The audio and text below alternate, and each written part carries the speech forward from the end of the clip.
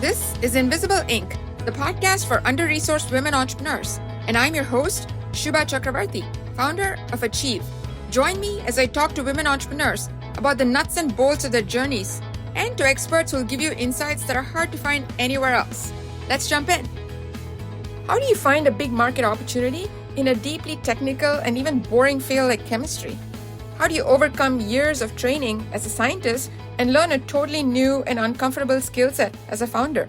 And when you know you're new, how do you develop the insight to know which advice to take and which to leave alone?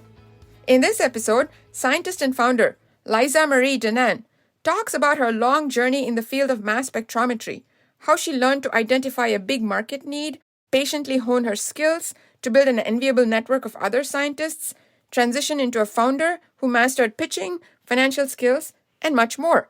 Now, here's Lieza.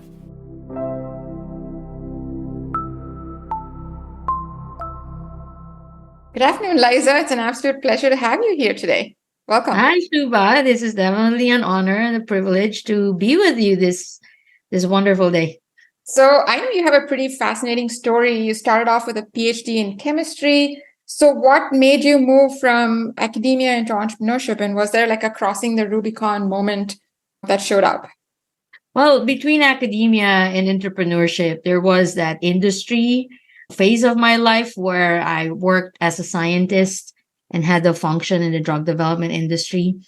The jump was really from industry to entrepreneurship. You can say like it's a combination of different factors. The biggest one would be frustration. I'm a mass spectrometrist, and I've been a mass spectrometrist for the past 25 years. And I would say the growth of the different tools needed to become an excellent mass spectrometrist has been extremely slow. And that caused a lot of frustration, accumulated frustration, especially when you work in industry when the pace is so fast. And you need these tools that has to be spot on. If not, you're not going to be sleeping. You're going to be staying up late until 1 a.m. Try to figure out what's going on with your tools, right? Your hardware and software tools. And so that was a Rubicon moment. Like, I'm tired of complaining to the hardware and software providers. I might as well create my own software, disrupt this entire slow process and make a big difference, improve the lives of people like me, while also applying it in the drug development space where you can help patients have access to novel therapeutics safer and faster. For those of us who are not spectrometrists, and I count myself as one of them, what, in layman's terms, what is mass spectrometry and why does it matter to people like us?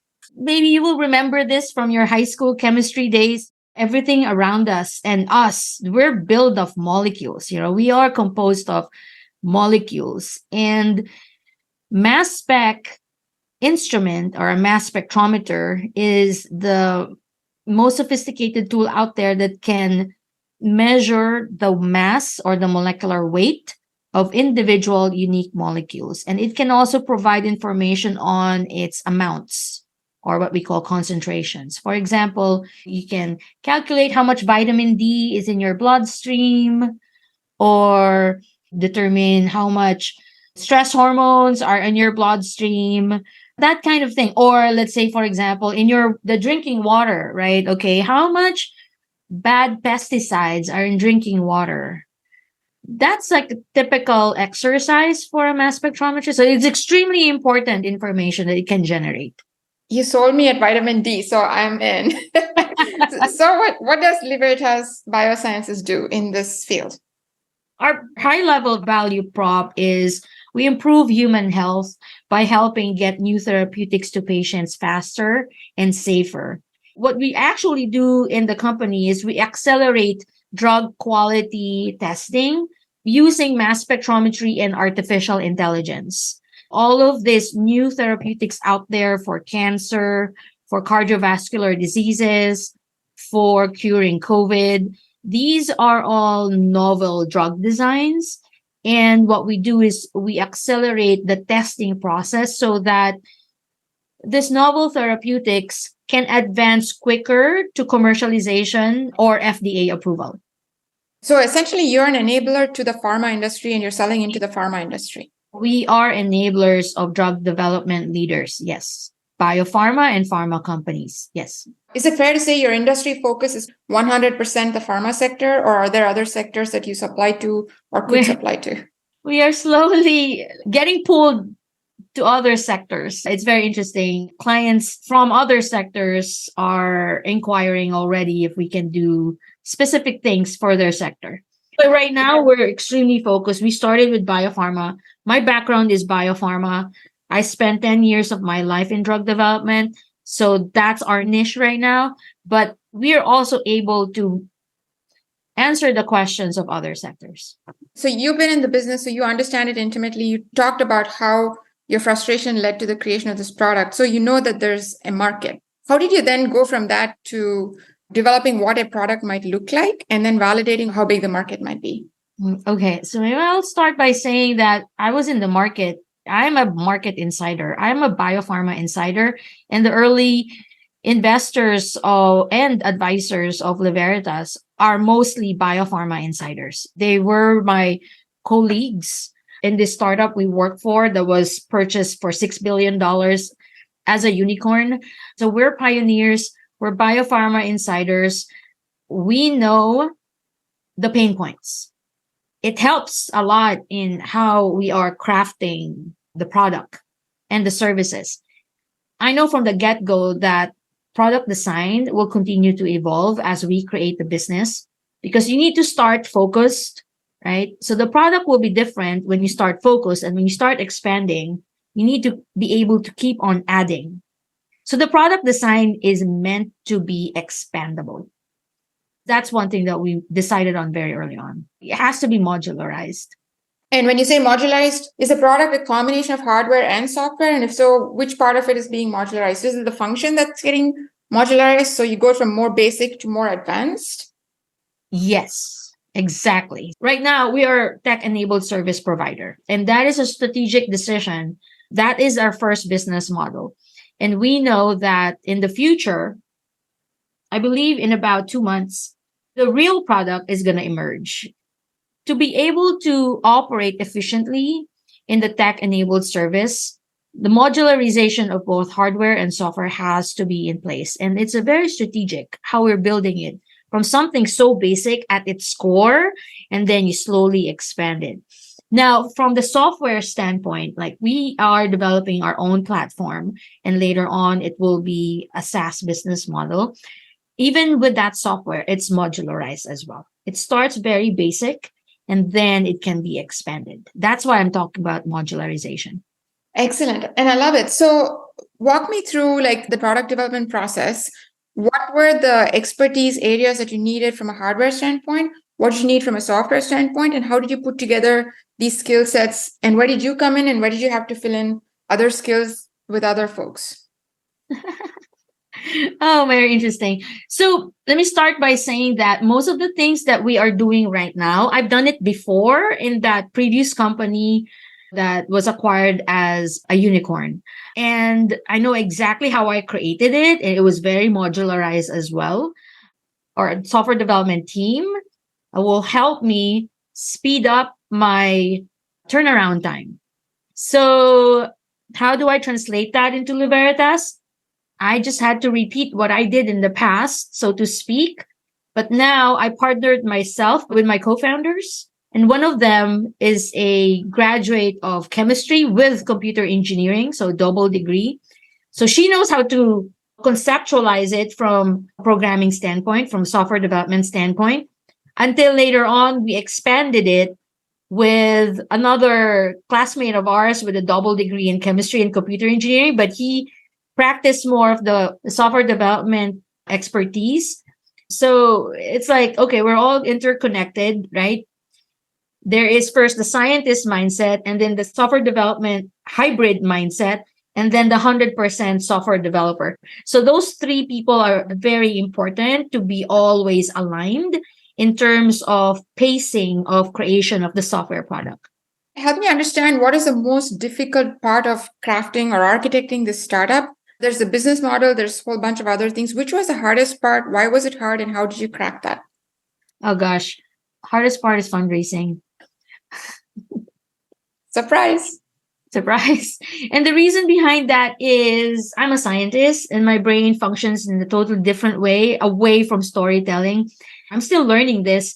I had to switch my brain in a way where I can story tell, but also stay accurate as much as I can. So stay loyal to being a scientist and not be a storyteller where I'm going to promise you the moon, the stars, and everything in between. Or else it's not going to be aligned with my value system and I won't be able to confidently say it. So where I operate is highly technical. The world of drug development is extremely technical. And you have to explain that in a way where lay people can understand it.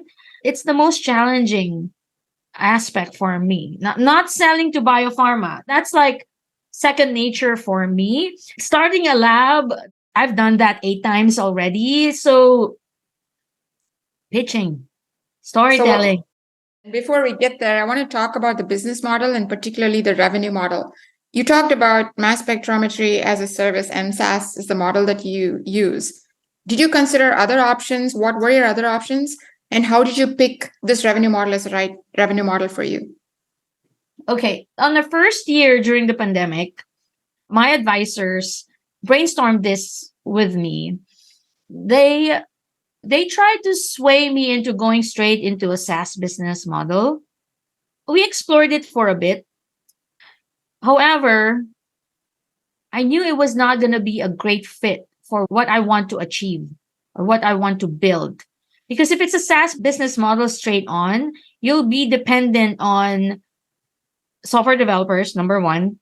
Number two, dependent on so many partnerships with biopharma and other people's data. And in the world where I operate, the quality of data and consistency of data is extremely important. You need to be able to control it. If you start with all types of information, you're not assured of best quality information. You will not be able to get to the unique insights that you want to put out there. So I convinced them that the way to go is to generate our own data. And in order to do that, we need to have our own lab. And it doesn't make sense to not make it revenue generating. And so it was natural that the strategy would be create a testing lab, generate your own data, not the data of our clients, of course, generate our own data along the way and use that as the basis. Create that business model where you can go for profitability. And then later on, the tech-enabled services business model can fund the software development. And that's where we are right now. We're at that cusp right now where next month we will be cash positive. Congratulations. Thank you. And the tech-enabled service has that capability to fund the entire software development process. And that's fascinating because it sounds to me like, first of all, you had to go against and do some convincing of against a standard and no-brainer business model to demonstrate why yours is the more value-adding. But also, did it involve that you needed more funding to then build the lab, which you wouldn't have had to do? And then how did you get over that? So we had to raise money. We calculated it. It will take about $3 million to get there. But luckily, we don't need to raise that much. So figure out a way how to be extremely lean the past 3 years. So the first raise was about very little during the pandemic. But after the presidential inauguration in 2021, that's when we were able to raise up to $1 million. Yeah, so the period of 12 months, we were able to raise $1.2 million. That got us the laboratory, the instrument that we need, a lean founding team with diverse skill sets, and what we needed to put ourselves out there and start working with clients. The fundraising is a very interesting art form. Maybe we got in touch with like over 200 investors and pitched to maybe 100. We really put ourselves out there. It's good to be part of an accelerator because the first 50 investors will be through the accelerator. Maybe over 100 investors will be introduced to. The lesson I learned is people who look like you will fund you. They are the lowest hanging fruits. Again, people who look like you will fund you. it's easier to fundraise from them. And people who know the quality of your work will be the ones who will fund you and who understand the industry. So no matter how technical my pitch was, obviously people understand the industry, the pain points, the potential. They're the ones who wrote the checks. And then the rest of the money I had to bootstrap. And it worked out because we got to where we are right now. Maybe we put in a total of $2 million so far. Extremely lean team. And now we're in 3 different countries. Actually, we're in 4 different time zones right now. How did you bootstrap? Did you offer consulting services? Like, what was your strategy to bootstrap? I was lucky to be able to sell some of my shares for my first startup. And so I funneled part of that money into my company. Other bootstrapping activities, techniques would be getting paid by equity and no cash. You will have to find consultants, you will have to find co-founders, you will have to find founding team members who are willing to accept equity over cash. So those are some of the tactics that we've implemented in the company. And then one more thing on the customer acquisition side. Now, the good news is that you've already had all this exposure. You know who the buyers are, and you're a very convincing seller because you're a technical seller to a very specific pain point. How did that influence? What was your customer acquisition strategy? How did you find your initial customers? And were there any help in providing advanced funding of any kind?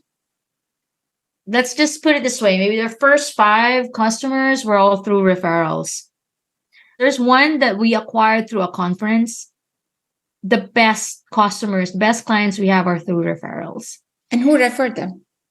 Friends from the biopharma industry. I made a lot of good friends in the industry. I made great relationships. I calculated it. Maybe I've interacted with over 300 biopharma scientists, engineers, directors, executives in the past 10 years, like working with them directly. So they know my quality of work. I have a good reputation that I protected in this period of my life working in a drug development industry. And so the only thing we had to do was to be in social media and put the brand out there. Luckily, also my co-founder, Na, she was in sales and marketing roles in the past in different mass spec instrumentation vendors. So she also has a name out there and she has a good reputation as well. And so we combine our networks, so to speak. We cover pretty much California. And I have some friends as well from the East Coast when I worked at a contract research organization in Pennsylvania. We combined that and put ourselves out there. LinkedIn's perfect for that because we're B2B. Our target clients are professionals, our biopharma scientists, directors, executives. My former colleagues in the different companies I worked for, we were all like senior scientists at that time or associate directors. Now they're like senior directors, CXOs. We all grew together and they are decision makers. So it's awesome. Having meetings with our clients right now feel like a reunion with old friends, old colleagues. It's been great. I just love the networking aspect of it. Just one little drill down question on the social media. So this field would be like the last that I would pick for social media marketing. Just given how technical it is, what exactly did you do on LinkedIn? What did you publish? What did you talk about to build this reputation? Well, before I started the company, I already had 2,000 connections under my name. So right now it's close to 3,000. So I talk about mass spec. I talk about my journey. I talk about what led me here. So it wasn't the most thrilling recent discoveries in mass spectrometry or just sometimes, yes, like something, let's say the FDA has made a very good decision about diversifying clinical trials. I'm like, that's awesome. Put it out there. Talk about the subject matter expertise. The funny part there is most of the people in my network know already that I'm a subject matter expert. And so those who become our clients see that already from our previous interactions or the times when we work together. We're very lucky at Libertas because this company was built on relationships, my relationships, Na's relationships with her former clients. It's all about having good relationships with the biopharma scientists, the other scientists, the biopharma directors, right? And consistently believing that our goal is to produce good quality data all the time. No questions. If we have a team member who doesn't value that, then that's not a good team member. We're not aligned there. But at the core of the culture of the company is integrity of the data that we have and quality of the data that we generate for our clients. You talked about connections, you talked about relationships, so that brings us to fundraising, which is always eternally interesting topic for all founders. Right. So you initially mentioned that you started out with a list of 200 investors, you talked to 100. Walk me through from start, like how did you start thinking about this approach? How did you identify the 200 potential investors? I'm just very curious to hear the whole story. Oh my gosh. It's just an interesting story for me. I had a list. Let's say, for example, okay, investors of the startup I used to work for became a unicorn. Okay, there's that list. A second list, investors who previously invested or current investors of my first startup. Third list, investors who have no clue who I am, but most likely will be interested in our space. Because of the sector focus. Because of the sector focus. You analyze that. And then there's another list. So in the third bucket, you have several sources of names. You can get it from the accelerators you're part of or any other events that you participate in. So these are all like, you start the relationship. So obviously the first two buckets are very targeted. And then you make your calculation when you want to reach out to them. And then the third bucket is your trial and error bucket. So that's pretty much what I've been doing. Again, the reality is people who look like me and who interacted with me in the past and know the quality of my work, they're the ones who wrote the biggest checks. Okay, so then you have this list of 200. Where did you start? How many months did you allot yourself to get this money? How did you prepare yourself? And in particular, you talked about the storytelling aspect. Can you just walk us through what that preparation looked like, what your challenges were, and how you got better in that? Yeah, that's several questions in there. So maybe let's break it down. First, the storytelling aspect and the pitch deck preparation. That is a long process. First, you need to start somewhere.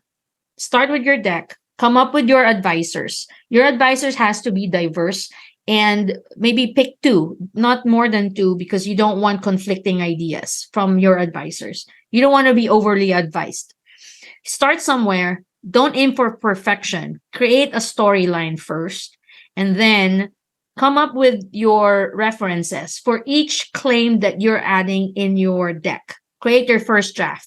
Circulate to your advisors. Wait for 1 week or 2 weeks. And then integrate, pick and choose the feedback that you would like to integrate into your deck. So that's your first iteration. And then do that over and over and over. Because literally, maybe we have over 100 versions, maybe 200 versions of the deck in my hard drive right now. It just kept on evolving. And if you look at the current version of our deck versus what it was in year one, so different. Allow yourself to iterate over and over and over. And it's a long, tedious process, but it will help you tremendously in the end. What was the benefit? Like, how did it help you? How did you see the impact of that process? The goal is to align your mindset into the mindset of investors. I'm a scientist. It takes a while for me to align with the investors. I need to understand what they're thinking. So one of your advisors has to be a VC or an angel investor.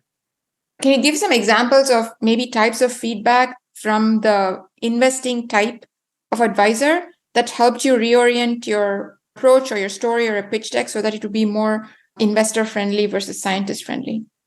So after the downfall of Silicon Valley Bank, the expectations of investors has shifted dramatically.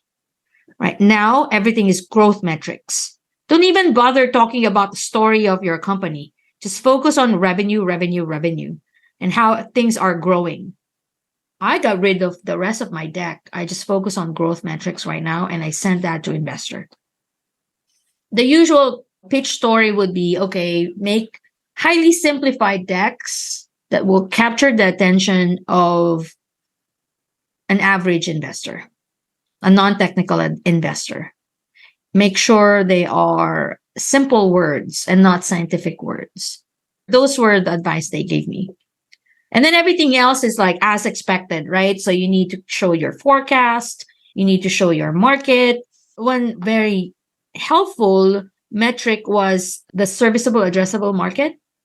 Because you have your TAM, astronomical number, but really, how do you calculate your SAM? What is it that you are targeting? And assume that maybe you work with 5% of your SAM, and that's still a significant number. And present that, because usually you would want that to be above $100 million. Every advisor, depending on which coast they are from, will have totally different expectations in your deck. So be open to having at least two versions of your deck. The East Coast version and the West Coast version. Oh yeah, different mindsets. Is it true what I've heard that the East Coast is very focused on metrics and economics and revenue and profitability, and the West Coast wants to change the world? Is that true? Oh That's yeah, a stereotype. yeah, absolutely, yes. No, And it's not a stereotype; it's reality. And has that changed post Silicon Valley Bank? Yes. So have they become closer together now that? Oh yes, yes. Much more alignment towards the economics. Oh yeah. Now everything's growth metrics. So maybe 1.5 versions of the deck as opposed to 2 versions of the deck. Yeah, finally, there's alignment, right?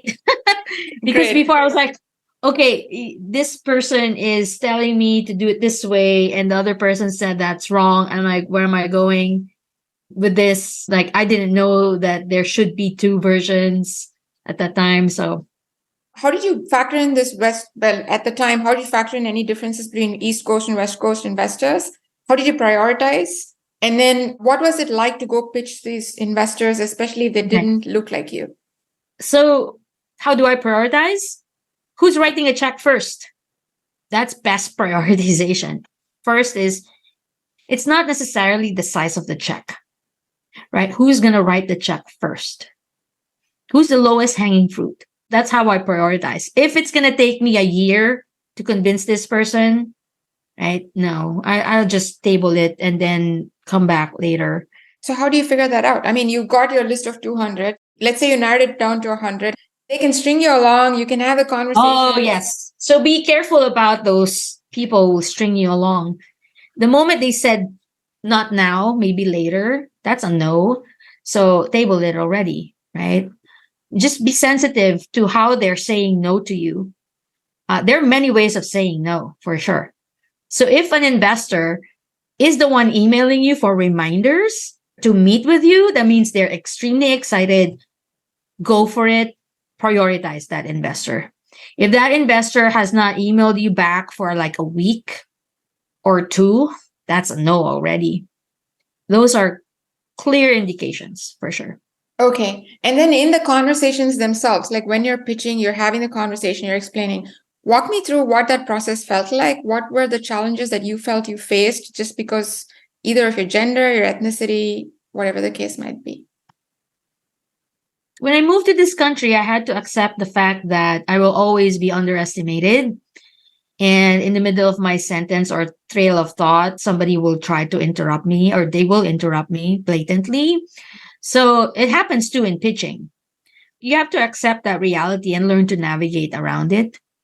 I notice as well, there are certain people I interacted with no matter how I say things, I will always be wrong and in how I stated it, because how they want to hear it is better. So it becomes like an ego play.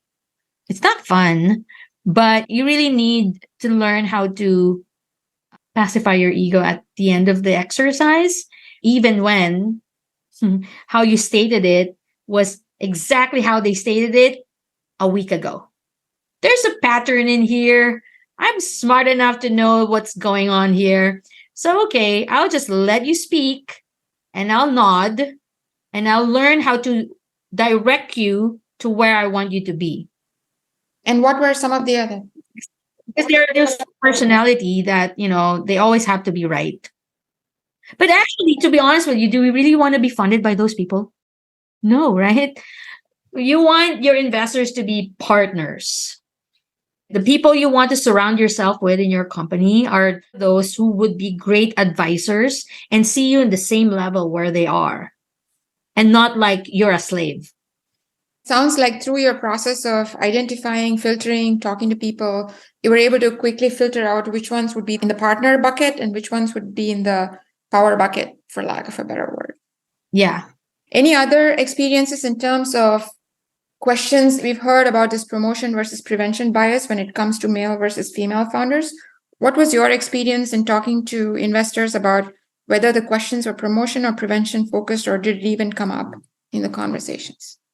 Basically, there's some research that's come out that says that when male founders are questioned by investors during pitching, the questions are around how can you make this bigger? Where is the opportunity? How big can it get? And when they're asking and questioning female founders who are pitching the exact same business, the question is around how will you make sure that you don't drive this into the ground? Those are prevention questions. So you're forced to keep defending yourself. And then they're like, you're not excited enough. It's not a big enough opportunity. So did you ever face that? Oh, yeah. So in the first year, I was called a crazy person for thinking that I can create something big that has excellent product market fit. If I was male, I would have been called a visionary. And I'm extremely confident that I can create something that big.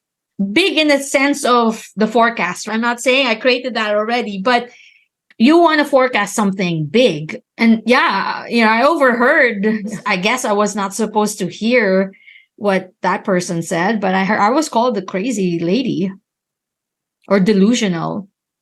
That must have been tough. How did you get over that and continue to fight and keep working? Because I know the company is created in relationships and I know what my background is, not my background, but my experience in the industry, I have so much conviction and confidence in what can be created. That allowed me to keep on moving forward no matter what. Because I witnessed it already in the industry. I've been in a CRO testing facility. I've worked in a large biopharma company, one of the largest and seen as the most innovative company. I work in a startup that filed for an IPO. I work in a startup that was acquired as a unicorn. I'm like, what else can you experience there? I witnessed it back in 2010, 2012, after the economy crashed, how testing became a booming business. Us scientists were required to work over the weekend.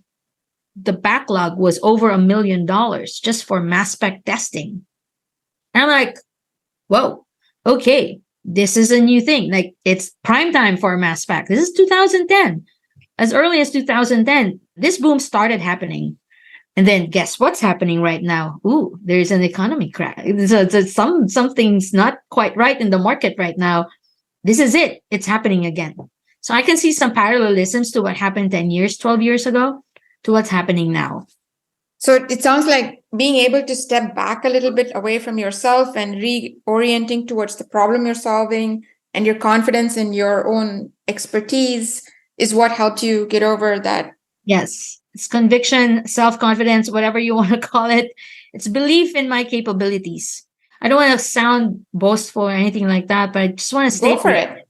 I experienced a lot in the drug development industry for sure. I was exposed to so many amazing experiences from a technical standpoint.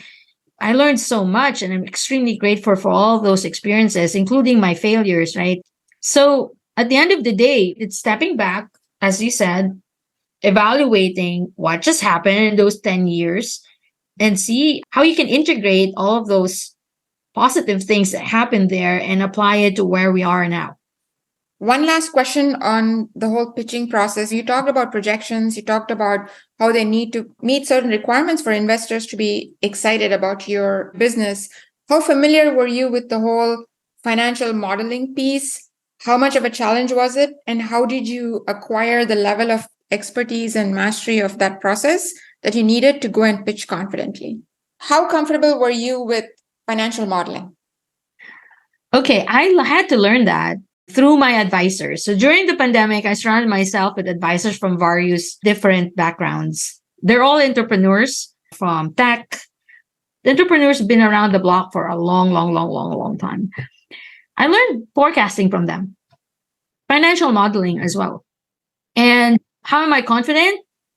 I had to learn it over the past 3 years to be confident in really making sure the numbers are correct. And what I like about the current version of our models is the fact that it's now based on 1.5 years of generating revenue. So there's confidence already in the numbers for sure. And also, we filed taxes in the past 2 years. So we know what our operating expenses are and what the breakdowns are. So it's easier to forecast now versus before, like you forecast blank. I forecasted using my background in the previous companies I worked for. But now I feel more comfortable. It's more accurate. It's more closer to reality. Were you pressed on those questions by investors, and how confident did you feel answering them? In the beginning, it was not that comfortable. Now I can turn it around upside down, whatever. Yes, I can answer your question. Oh, you think there's an aberration in that estimate? Okay, I think I made a mistake. Let me correct that. I know exactly the mistake that I made. It sounds like even if there was something that you could have avoided or there was a mistake, you're okay and confident just saying, yeah, it's a mistake, we'll fix it, but I still feel good enough that I understand the drivers of what drives this bus or what gets this moving. That's fantastic. So to kind of round everything off from the beginning in terms of identifying investors, going through the pitch, and then actually talking to investors, mastering the financials, if you had to summarize all of it and say, here's the thing I would give another entrepreneur, say 5 pieces of advice would you give in terms of the fundraising activity? First, believe in yourself, believe in your capabilities, believe in what you are creating. Because whatever you're creating, most likely behind that is a decade or 2 decades or 3 decades worth of experience. And what you're creating is an integration of all of those experiences. And what you're manifesting is based on how fully integrated you are and how confident you are in what you're building. That's number one.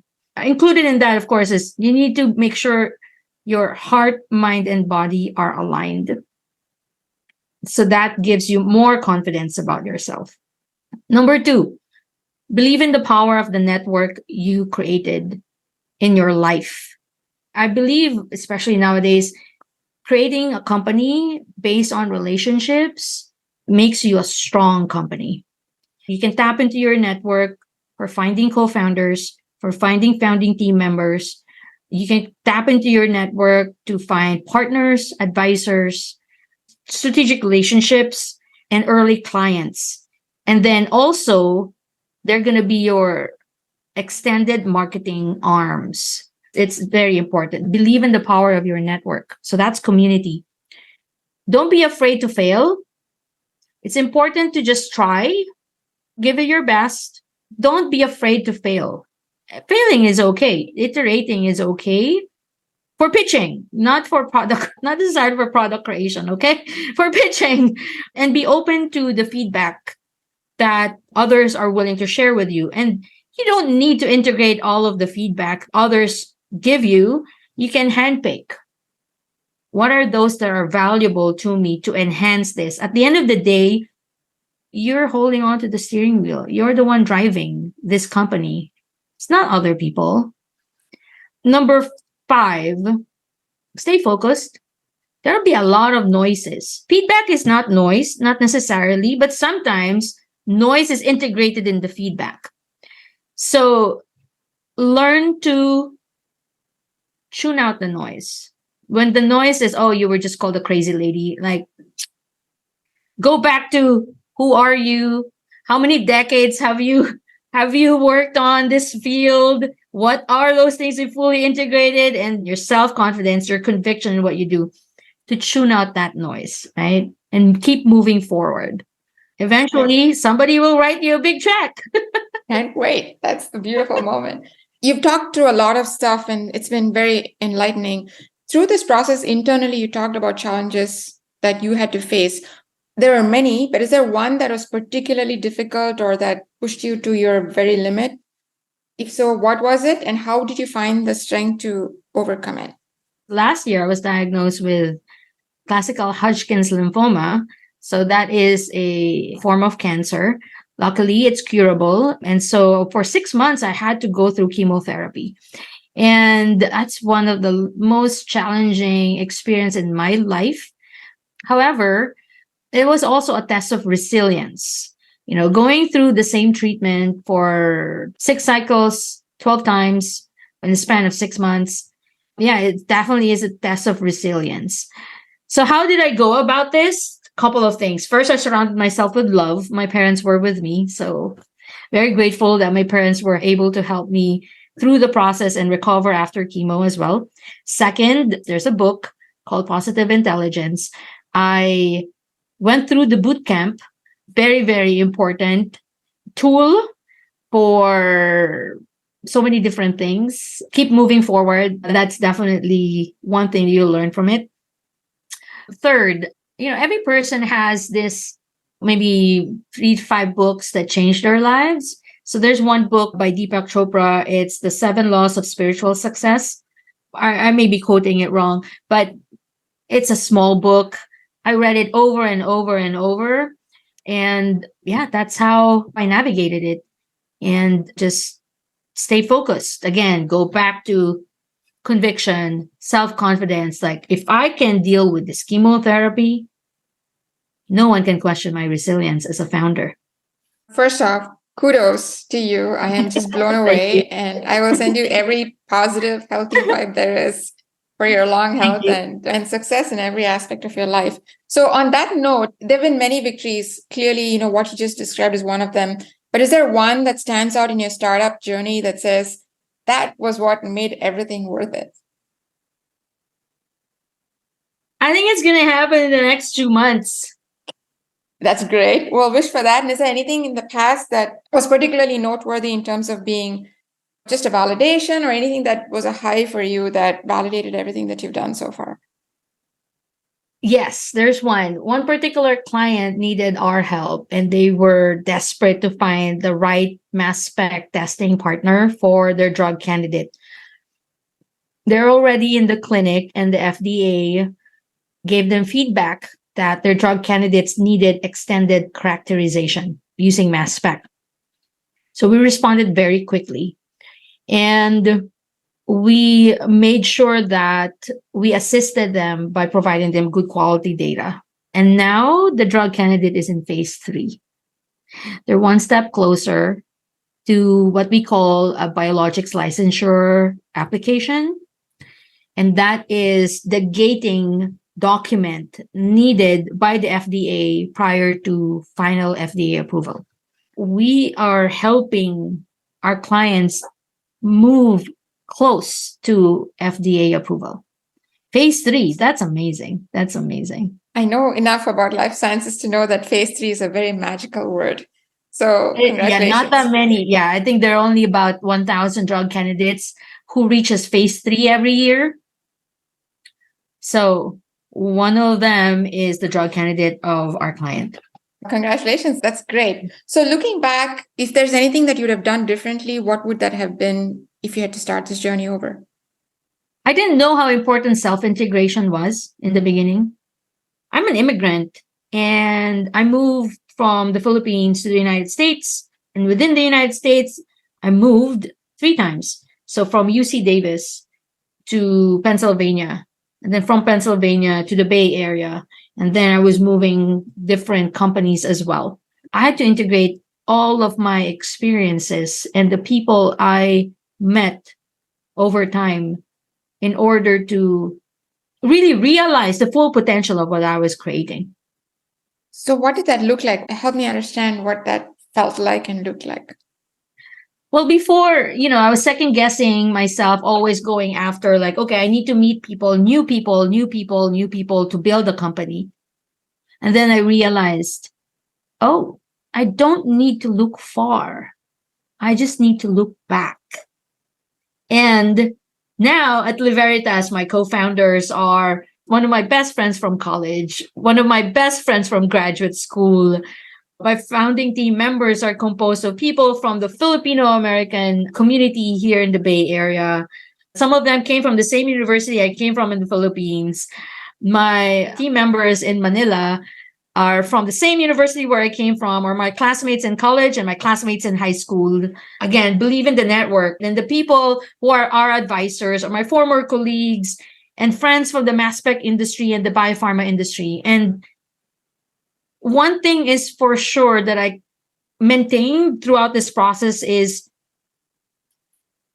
I kept in touch with people who I believe are experts and aligned with my value system. And so reaching out to them and reconnecting with them was like a reunion.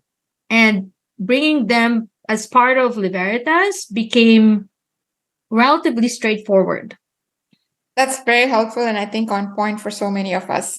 So last question, if you had to give one piece of advice to somebody else who wants to follow in the same footsteps as you, life sciences, immigrant, however you want to characterize it, what would you tell them? Again, find your true self. Align, work towards finding your true self. And that can be done by aligning your heart, mind, and body. Excellent. Is there anything that you wish I'd asked you, but I didn't? I think we're good. This has been a very inspiring and informative conversation, Lieza. I really appreciate you taking the time, and I can't wait to see what's going to happen and how you're going to take your company. So we'll be here rooting for you, wishing you all the best. Thank you so much. Thank you again for this opportunity to share my journey, Shuba. And I wish you well as well in your podcast and your next phase and your next projects for sure. My conversation with Lieza taught me a lot about entrepreneurship in the life sciences industry. But these are things that all founders can apply. Here were the big ones. First, she honed her mastery of the market over years, if not decades, understanding the exact nature of the pain that her eventual customers, like pharma companies, were facing. She knew it down to the order flow level and every detail of how that business worked. This set her up to build only what was missing and would be valuable, and then leave out the stuff that was nice but not game-changing. Second, she spent time in a startup that had a successful exit. You don't always have to jump into your own startup. It's totally okay and even desirable to learn on someone else's dime. Last but not least, I was most impressed with her indomitable spirit in overcoming so many challenges from the industry, her work environment, and most of all, an extremely difficult health diagnosis. She never lost her focus through it all, and yet was resilient enough to know and accept the softer sides of support from friends, family, and colleagues in the industry who respected and valued her. So, what one industry-specific nuance can you master that will give you an unfair advantage relative to everyone else in your field? And how will you act on it tomorrow morning? Thanks for listening to today's episode. We have show notes and more at achieve.co. That's achieve.co/podcast. Like what you heard? Hit subscribe and share with a friend. See you on the next episode. Now, go be an achiever.